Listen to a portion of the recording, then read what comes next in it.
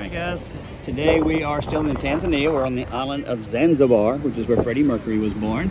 And this area here is called PAJE Beach, P-A-J-E, that is the Indian Ocean. It is in multiple colors of blue right now. It's hard to tell on the camera just how beautiful these blues are.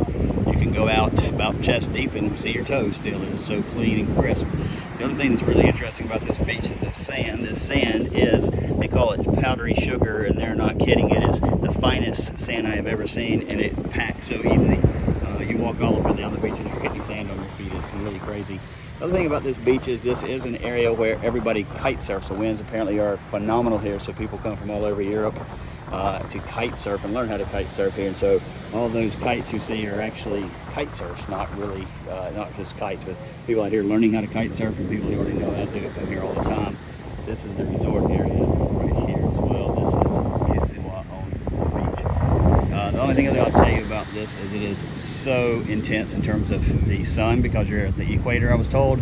But about 20 minutes you can get really nice and red, and about 40 minutes you can get nice and burnt, even with 30 or 40 SPF sun lotion. So it is a very intense sun. It is extremely intense. It's not very hot because of the breeze, but the sun, you can just feel it burning you while you're standing out here.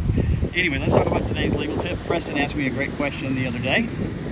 Oh, one other thing is, you can see the brake line out there. I was told at low tide you could literally walk from here and get out there by swimming. It takes about 5 hours to get there and back. It's so far out there, it's amazing. And right now this is about medium tide. You can see where the seaweed is, which was high tide. And this is just the beginning. It's not even medium tide, really. It's the beginning of heading out toward low tide. And it will go out way past where those jet skiers are. It goes out to where the dark blue is.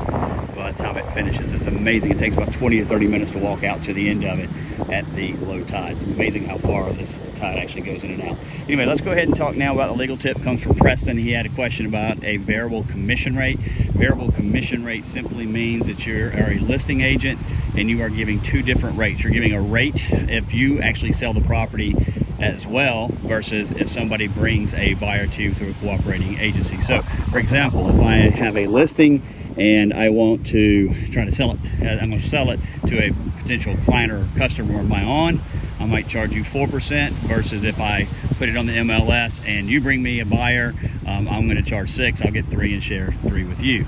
That's called a variable commission rate. Now, they are good, and the reason they're good is obviously it saves money for the seller. The seller, if you're actually able to list the property and sell it yourself, then you get a bigger commission, and the seller saves money. Now, the reason that it is bad, obviously, is that it does kind of limit some buyers, because all buyers aren't going to be the same. If I'm bringing you a buyer and you're doing a variable commission rate, even though my offer may be for more money, your client might be the winner, even out offering less, because of the money that the consumer or seller saves on the paid commissions. So if they're saving, say, $15,000 and only paying 4% versus 6% on a commission, then obviously the seller's got $15,000 more incentive to sell to your client than to me bringing a client. So it does kind of hurt other buyers coming in, and it may scare off some buyers if those buyers know, in fact, that they may actually have a higher offer but might actually lose because of a lower commission rate. Now, they are allowed by the National Association of Realtors in the Code of Ethics, as well as most MLSs will allow them, as long as you disclose them. You are required to disclose and put that in MLS upon listing that it is a variable rate. You can't hide that fact from somebody, and if you're asked about it, you must explain the differences in the commission. So variable rates, commission rates, that's by Preston. One last look here at Tanzania. We do head home tomorrow, which will be a very sad day, because Tanzania is one of the most beautiful places on earth, and some of the most beautiful and amazing people on earth as well. Heading to Stone Town tomorrow before our flight, so I might try to do a tip tomorrow from Stone Town. It's a very historic UNESCO area. We'll see if I can get one in. If not, I'll at least shoot some videos and put those in the link below. All right, y'all have a great one.